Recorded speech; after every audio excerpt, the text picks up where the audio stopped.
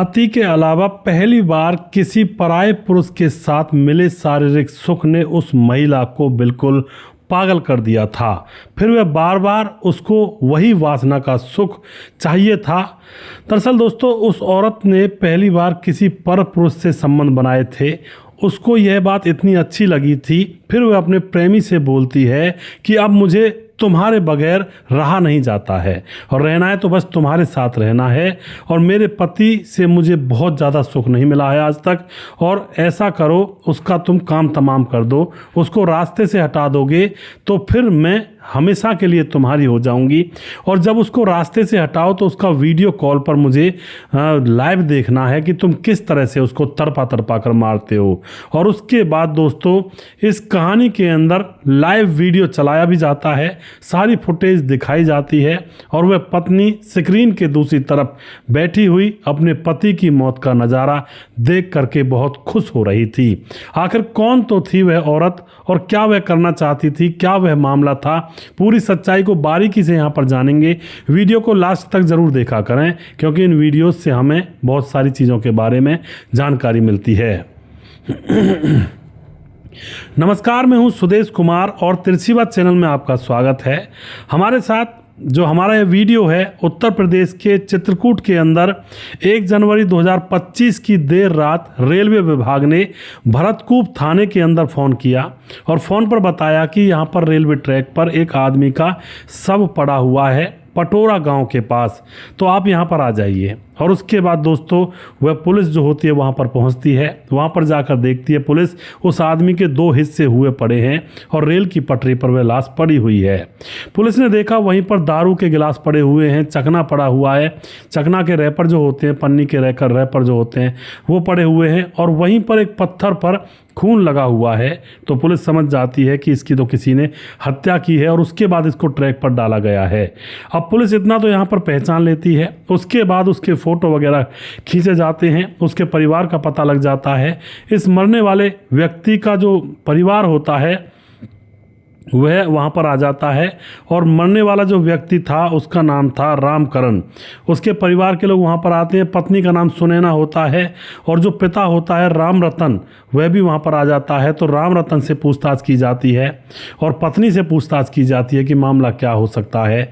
तो वह लोग यही बताते हैं। जो पत्नी होती है वह कहती है कि नए साल के मौके पर ये बाज़ार से जैकेट खरीदने के लिए निकला था, लेकिन ये वापस लौटा ही नहीं। अब तो यहाँ पर पिता से पूछताछ की जाती है पुलिस के द्वारा। तो जो पिता होता है उससे जब पुलिस पूछती है तो पिता कहता है, साहब मेरा बेटा ऐसे नहीं मर सकता, उसकी तो जान ली गई है, और मुझे उसकी पत्नी सुनैना और उसकी पत्नी सुनैना के प्रेमी विनोद प्रेमी के ऊपर शक है, उन्होंने मेरे बेटे की हत्या की होगी। अब पुलिस को एक क्लू मिल चुका था जिसके ऊपर वह जांच पड़ताल करती। तो उसके बाद जो पुलिस होती है कॉल डिटेल्स चेक करती है इसकी, मरने वाले की पत्नी सुनैना की। तो पता लगता है कि कई बार इस सुनैना ने विनोद से वीडियो कॉल पर बातें की थी काफ़ी देर तक। तो उसके बाद इस विनोद और सुनैना को पकड़ लिया जाता है और सख्ती से इनसे पूछताछ की जाती है। दोस्तों, पुलिस की सख्ती का मतलब आप समझ सकते हो कितनी सख्ती होती है। बर्फ़ की सीढ़ियों पर लिटा देते हैं, उल्टा लटका करके डंडे बरसाते हैं। इस तरह का यहाँ पर जो पुलिस की पूछताछ होती है वो होती है। इन दोनों को पकड़ा जाता है और पकड़ने के बाद अब इनसे पूछताछ की जाती है। तो एक बहुत बड़ा राज यहाँ पर इन लोगों के सामने खुल कर आता है। अब पूरी सच्चाई यहाँ पर ये लोग बताते हैं। ये बताते हैं कि जो महिला होती है बताती है कि यूपी के बिसंडा थाना क्षेत्र के अंदर चौसर गांव पड़ता है। उस चौसर गांव के अंदर हमारा परिवार रहता है। जो हमारे ससुर हैं उनका नाम राम रतन है। राम रतन जो कि पुश्तैनी काम उसका जड़ी बूटियां बेचने का है, जंगल से जड़ी बूटियां बीनता और फिर उनको बेच दिया करता। राम रतन का बेटा होता है रामकरण, और वह भी अपने पिता के इस काम में हाथ बटाया करता है। पिता की दुकान पर यह भी जाकर बैठ जाया करता, सुबह से शाम तक जड़ी बूटियां बेचा करता। अब जो रामकरण होता है बेटा, उसकी शादी हुई थी सुनैना से, और सुनैना से शादी होने के बाद दो बेटे हैं इनको, एक बेटी है, और सुनैना चित्रकूट की रहने वाली है। सुनैना की उम्र अब फिलहाल 40 साल हो चुकी है, यानी कि बच्चे भी बड़े हो चुके हैं। जो सुनैना होती है शादी के बाद, वह थोड़ी सी मतलब ऐसी लड़की है कि जो अच्छे कपड़े में विश्वास रखती है और टिप टॉप सज धज के रहने वाली लड़की है। सुनैना शहर की रहने वाली थी और वहीं पर पली बड़ी थी, पर फिलहाल यह गाँव में रहती है शादी के बाद, तो गाँव की जो सभ्यता है उसको एक्सेप्ट कर रही होती है। कोई दिक्कत नहीं होती है, काफ़ी समय गुजर जाता है। पर दोस्तों उसके बाद जब बच्चे बड़े हो जाते हैं तो दोनों बेटे तो शहर निकल जाते हैं काम की तलाश के लिए, और जो बेटी है वो पढ़ने के लिए स्कूल चली जाया करती है, और जो पति है वह दुकान पर चला जाया करता है ससुर जी के पास। तो घर पर अब यह सुनैना अकेली रहने लगती है, और अकेला मन कहते हैं शैतान का घर होता है। सुनैना के पड़ोस में एक रिश्तेदार आया करता था जिसका नाम था मनोज। वह पड़ोस में आया करता था अपनी रिश्तेदारी में। जब सुनैना उनके घर पर चली जाया करती है तो मनोज बहुत ही मीठी मीठी, बहुत ही अच्छी अच्छी ज़बरदस्त अंदाज में बातें किया करता है, और वह बातें सुनैना को बहुत अच्छी लगने लगती हैं। उसकी तरफ सुनैना देखने लगती है, प्यार भरी नज़र से बातचीत भी करने लगती है। और उसके बाद विनोद के और सुनैना के बीच में अफेयर हो जाता है, क्योंकि एक दिन जब सुनैना उन पड़ोस के लोगों के घर पर जाती है तो वहाँ पर पड़ोस के घर वाले तो थे नहीं, लेकिन उस घर के अंदर विनोद अकेला था जो उस घर में मेहमान बनकर आया करता था। और फिर सुनैना उसके पास बैठकर बातें करने लगती है, और दोनों एक दूसरे से लिपट चिपट जाते हैं, संबंध बना लेते हैं। और अब तो ये दोनों को एक दूसरे को अपना दिल दे चुके थे और दोनों गहरा प्यार करना चाहते थे। इधर विनोद से, जो विनोद होता है उसने सुनैना के पति से दोस्ती कर ली होती है, रामकरण से, और घर पर भी उसका आना जाना लगा रहता है, क्योंकि इसीलिए दोस्ती की गई थी जिससे कि यह विनोद इनके घर पर आ सके और वहाँ पर काम को अंजाम दे सके। अब क्या होता दोस्तों, इसी तरह से मामला चल रहा होता है। एक दिन की बात होती है, जैसे ये दोनों संबंध बना रहे थे तो जो पति होता है रामकरण, वह घर पर आ जाता है, और घर पर आने के बाद इनको देख लेता है और देख करके घर में विरोध करता है और अपनी पत्नी को खूब धमकाता है, और उस विनोद से भी कह देता है कि मेरे घर में आने की कोई ज़रूरत नहीं है। इधर दोस्तों अब जो पत्नी होती है वह बहुत ज़्यादा मतलब परेशान हो जाती है कि विनोद अगर नहीं मिलेगा तो बस मेरा तो काम खराब हो जाएगा, क्योंकि विनोद के साथ जब उसने संबंध बनाए थे तो इतना सुख उसके खुद के पति ने नहीं दिया था जितना सुख विनोद ने उसको दिया था। तो अब वह विनोद की कायल हो चुकी थी, और अब दोस्तों वह अब विनोद से कहने लगती है कि मुझे लेकर भाग चलो, हम दोनों शादी करेंगे। लेकिन जो विनोद होता है वह कहता है कि अरे, वह भाभी कहा करता था और उसके पति को भैया कहा करता था, तभी उन्होंने रिश्ता जोड़ा था। वह कहता है कि अरे भाभी, तुम भाग चलोगी, तुम्हारे बच्चे हैं, पति है, समाज में तुम्हारी क्या इज्जत रहेगी, मैं तो कमा रहा हूँ, मेरा तो चलो देखा जाएगा जो भी कुछ होगा। लेकिन वो कहती है कुछ नहीं, मुझे कुछ लेना देना नहीं समाज की इज्जत से, अपने बच्चों की इज्जत से, और ना अपने परिवार से, ना अपने पति से। अब उसके बाद दोस्तों वह फिर से मिलते रहते हैं, भागने की प्लानिंग में तो थे लेकिन अभी भागने का मौका नहीं मिल रहा था।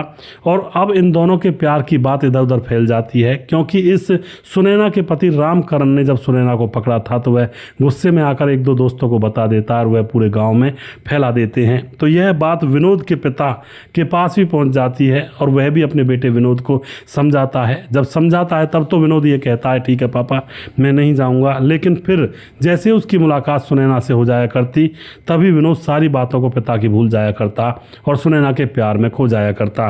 अब क्या होता दोस्तों, यहाँ पर सुनैना को विनोद के साथ जब उसके पति ने संबंध बनाते देखा था तो सुनैना के ऊपर बहुत सारी बंदिशें लगा दी थी, उसका फ़ोन छीन लिया था, उसको कहीं घर से बाहर जाने की अनुमति नहीं थी, और विनोद को घर वह बुला नहीं सकती थी। दिन में 2-2 3-3 बार वह घर पर चक्कर लगा जाया करता था कि कहीं घर के अंदर कर्मकांड तो नहीं चल रहा है।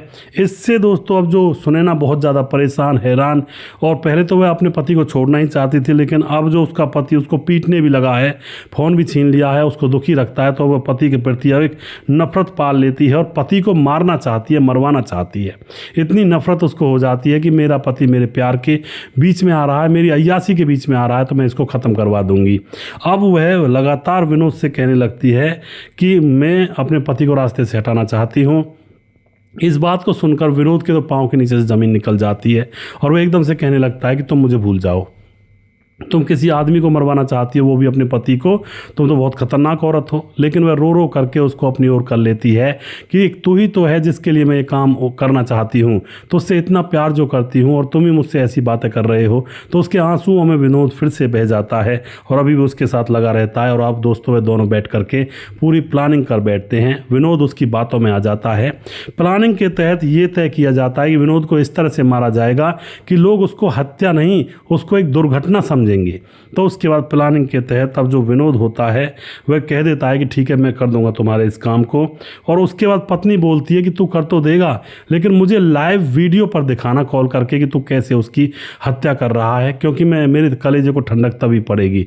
यानी कि दोस्तों जिस पति के साथ कई सौ वर्षों से रह रही है, बच्चे भी बड़े होकर नौकरी पेशे के लिए निकल चुके हैं, आज उस पति को मरवाने में इसको तसल्ली मिलेगी। एक झूठे हवस और वासना के खेल के चक्कर में पति को मरवा रही है और मरवाने में भी इसको तसल्ली मिलेगी। सोचो किस लेवल पर इसका दिमाग पहुंच गया होगा, कितनी वहसियत भरी होगी इसके दिमाग में, इसकी खोपड़ी में। अब तो उसके बाद पूरी प्लानिंग कर ली जाती है और फिर अब नया साल था, 1 तारीख थी, 1 जनवरी को 2025 साल चला था। तो अब जो यह विनोद होता है, यह देखता है कि जो इसका पति है रामकरण, उसको शराब की बहुत ज़्यादा लत है। कई बार तो शराब पीकर वो अपनी पत्नी को ज़्यादा पीट दिया करता था। तो अब उसकी शराब की लत का फ़ायदा उठाता है। विनोद फ़ोन करता है रामकरण पर, रामकरण मुझसे भाई साहब गलती हो गई, आज के बाद ऐसा कुछ नहीं होगा। रामकरण से खूब माफ़ी मांगता है तो रामकरण कह देता है ठीक है भैया, तू दूर रह लेकिन हमारे परिवार से। इतने में विनोद कहता है कि मैं माफ़ी तब मानूंगा कि आपने मुझे माफ़ कर दिया जब मेरे साथ बैठकर आप पार्टी करोगे। और उसके बाद जो रामकरण होता है वह शराब के चुंगल में फंसा हुआ पहले से ही था। पार्टी के नाम पर उसके रोम रोम खड़ा हो जाता है और कहता है चलो ठीक है पार्टी करते हैं। और उसके बाद विनोद रामकरण को रेलवे जो लाइन होती है उसके नज़दीक जो घास वगैरह लगी हुई थी, अच्छी जगह थी एकांत की, वहाँ पर ले जाता है। वहाँ से रेल की पटरी 20-25 कदम दूर ही थी, वहाँ पर बैठ करके ये पार्टी करने लगते हैं। और जो विनोद होता है वह रामकरण को ज़्यादा शराब पिलाता है, खुद कम पीता है और धीरे धीरे करके रामकरण बिल्कुल नशे में धुत हो जाता है, गर्दन नीचे झुकाकर बैठ जाता है। और फिर विनोद अपनी प्रेमिका यानी कि रामकरण की पत्नी सुनैना के पास वीडियो कॉल करता है कि देखो ये तो अब चित हो गया है। उसके बाद सुनैना कहती है वीडियो कॉल पर कि मेरे सामने ही इस पर वार करो, और फिर वह पत्थर से उसके सर पर वार कर देता है दोस्तों। और ये सारा कुछ वीडियो लाइव कॉल में चलता रहता है। और उसकी हत्या करने के बाद अब पत्नी देखती रहती है, कहती है कि अब इसको डाल दो रेल की पटरी पर, क्योंकि प्लानिंग के तहत हो रहा था। रेल की पटरी पर डाल दिया जाता है जिससे कि रेल आए और लोग यही समझे कि इसकी मौत रेल के आगे आने से हुई है, अपने आप यह रेल के सामने आया है। तो इसी तरह से सारे काम को अंजाम दिया जाता है। मगर दोस्तों पुलिस इतनी बेवकूफ़ तो है नहीं। पुलिस ने उस पत्थर पर लगा हुआ खून देख लिया, तो इसका मतलब रेल के नीचे आने से पहले इसके ऊपर वार किया गया है। चकना दारू वगैरह रखी हुई तो पता लग गया था कोई अपना है, कोई जानकार है, वरना ऐसे तो वो काम नहीं होता, बैठकर दारू पिए और फिर इसके साथ धोखेबाजी की गई है। तो इस तरह से इस प्रेमी और प्रेमिका सुनैना को पकड़ा जाता है और अब इनको जेल में डाला जाएगा। एक साथ ही रहेंगे जेल में, लेकिन अलग अलग कोठरियों में रहेंगे। अब इनको क्या मिल गया, अब तो ज़िंदगी भर ये मिल भी नहीं पाएंगे। ऐसे ऐसे बेवकूफ़ लोग इस देश और दुनिया पर भरे पड़े हैं जो समझते हैं कि हम मुकेम्बो हैं, हम काम को करके निकल जाएंगे, किसी को कुछ पता नहीं चलेगा। इतने कहते हैं ना, इतनी सातराना अपने आप को समझते हैं, लेकिन कहीं ना कहीं बेवकूफ़ी झलक जाती है और ये पकड़े जाते हैं। कभी भी किसी अपराधी को ये सोच कर अपराध नहीं करना चाहिए कि मेरे बारे में किसी को क्या पता चलेगा, यहाँ तो जंगल है, यहाँ तो कोई देख नहीं रहा और काम को कर दूंगा और कोई किसी को पता भी नहीं चलेगा। भैया ऊपर वाला जो होता है ना, वो अपने आप वो जो एल्गोरिथम होती है उसको सेट कर देता है कि भाई इस तरह से तू पकड़ा जाएगा। तू समझ रहा है कि तुझे कोई देख नहीं रहा है, लेकिन मैं तो देख रहा हूँ ना। तो इसलिए कभी ये ना सोचे कि आपको कोई नहीं देख रहा है, ऊपर वाला ईश्वर तो आपको देख ही रहा होता है। तो ऐसी चीज़ों से बचें, सावधान रहें। और एक औरत कभी भी बिगड़ सकती है। 40 साल की अधेड़ उम्र हो चुकी थी इसकी, और 40 साल की उम्र में इसको इश्क करने का जुनून जाग बैठा, जब बच्चे भी शादी लायक हो रहे थे, नौकरी पेशे में लगे हुए थे। तो भैया सावधान रहें, सीधी बात यह है, और सतर्क रहें और देखें कि कोई आलतू फालतू का आदमी घर में तो नहीं आता है। इन चीज़ों का ध्यान जरूर रखें। वीडियो के लास्ट में कुछ भाइयों के नाम लेना चाहूँगा जो हमारे वीडियोज़ को लगातार तो देखते हैं और लगातार कमेंट भी करते हैं, और दोस्तों शेयर भी लगातार कर दिया करें, जिससे कि ये वीडियोज़ आगे जा सकें और लोगों के पास भी पहुँच सकें। और ये बहुत अच्छी चीज़ें होती जानने लायक। समाज में अगर इन चीज़ों को जान जाते हैं तो बहुत सारी गलतियाँ करने से बच जाते हैं। हमारे साथ है वनराज नामदेव कोहली, लगातार कमेंट करते हैं, भाई का बहुत बहुत धन्यवाद करता हूँ। नीतीश पासवान बोधगो गिरिडीह झारखंड से कमेंट करते हैं। दया शंकर सिंह राजपूत ठाकुर यूपी 43 गोंडा से कमेंट करते हैं। रामलाल कुशवाहा जिला विदिशा पूर्णिया बिहार से कमेंट करते हैं। रवि प्रकाश कमेंट करते हैं। शौकत अली दिल्ली से कमेंट करते हैं। कालीचरण उड़ीसा से कमेंट करते हैं, फिलहाल गोवा में रहते हैं। और उसके बाद परवीन चौधरी हमारे भाई राजस्थान से कमेंट करते हैं, फिलहाल ये है जो कि बेंगलुरु में रहते हैं। सैफुल मलिक कमेंट करते हैं। राम थापा नेपाल से कमेंट करते हैं। राम बहादुर सिंह रायगढ़ छत्तीसगढ़ से कमेंट करते हैं, लगातार हमारे साथ बने रहते हैं, भाई का बहुत बहुत धन्यवाद करता हूँ। और उसके बाद हमारे साथ हैं बोलाई दास झारखंड से कमेंट करते हैं, लगातार हमारे साथ बने रहते हैं। खेमराज गुज्जर चिट्टी जीबी नगर यूपी 16 से कमेंट करते हैं। श्यामलाल चौधरी नौका बीकानेर राजस्थान से लगातार कमेंट करते हैं। और उसके बाद हमारे साथ हैं पप्पा राम कमेंट करते हैं। समाधान पाटिल जलगांव महाराष्ट्र से कमेंट करते हैं। और उसके बाद दिलीप कुमार पांडे कमेंट करते हैं, आप दोनों भाइयों की कहानी बहुत अच्छी लगती हैं। राम राम जी, दिलीप पांडे यूपी 56 महाराजगंज से बहुत बहुत धन्यवाद करते हैं दिलीप भाई आपको। मुकेश कुमार यूपी 83 से कमेंट करते हैं। भरत तिवारी कमेंट करते हैं, नमस्कार जी सर। कपिल देव प्रजापति कमेंट करते हैं, राधे राधे जी। ताराचंद शर्मा, बहुत सुंदर स्टोरी। ताराचंद शर्मा राम गोसाई भाई हैं और जिनकी आईडी वो ख़राब हो गई है। और उसके बाद प्रवीण बघेल से पूरी से हैं। सद्दाम अंसारी कमेंट करते हैं भिवांडी से। गणेश सोनी हैं। ताजी लेमन, गुड मॉर्निंग भाई from Sydney Australia, very interesting story. ताजी लेमन हमारी बहन जो कि लगातार हमारे वीडियोस पर कमेंट करती हैं, बहन का बहुत बहुत धन्यवाद करता हूं मैं। और सिडनी ऑस्ट्रेलिया से हैं। उसके बाद हमारे साथ ताराचंद शर्मा भाई जी, हम राम गोसाई हैं। कमेंट ताराचंद शर्मा से कर रहे हैं जी, बिल्कुल मुझे पता है राम गोसाई भाई। उसके बाद कृष्णा राम जानी कमेंट करते हैं, और लालची औरत बहुत बुरी होती है जी, बिल्कुल जी। देवेंद्र कुमार कमेंट करते हैं, ज़माना बहुत ख़राब है, किसी पर भरोसा नहीं किया जा सकता जी, बिल्कुल। देवेंद्र कुमार हमारे भाई फरीदाबाद से हैं। और धीरज बनवाल कमेंट करते हैं, लगातार हमारे साथ बने रहते हैं। मुनमुन श्रीवास्तव जी लगातार कमेंट करते हैं, बहुत बहुत धन्यवाद करते हैं। सूरज डियो हमारे भाई फिजी से कमेंट करते रहते हैं, लगातार बात करते रहते हैं। और हमारे साथ हैं मोनू जैन कमेंट करते हैं। राम मोहम्मद यासीन लाहौर पाकिस्तान से। राधे श्याम शर्मा सिरसी जयपुर राजस्थान से। राजकिशोर चौरसिया महाबलेश्वर महाराष्ट्र से। छगनदास खारडाबाद राजस्थान से। दुर्योधन भाई लगातार कमेंट करते हैं। और सुशील चौधरी हमारे लगातार कमेंट करते हैं। अभी भी जिस भाई का नाम रह गया हो उस भाई का नाम अगले वीडियो में ज़रूर लूँगा। अगला वीडियो बहुत जल्दी फिर से लेकर आऊँगा, तब तक आप खुश रहें, सावधान रहें। जय हिंद, जय भारत।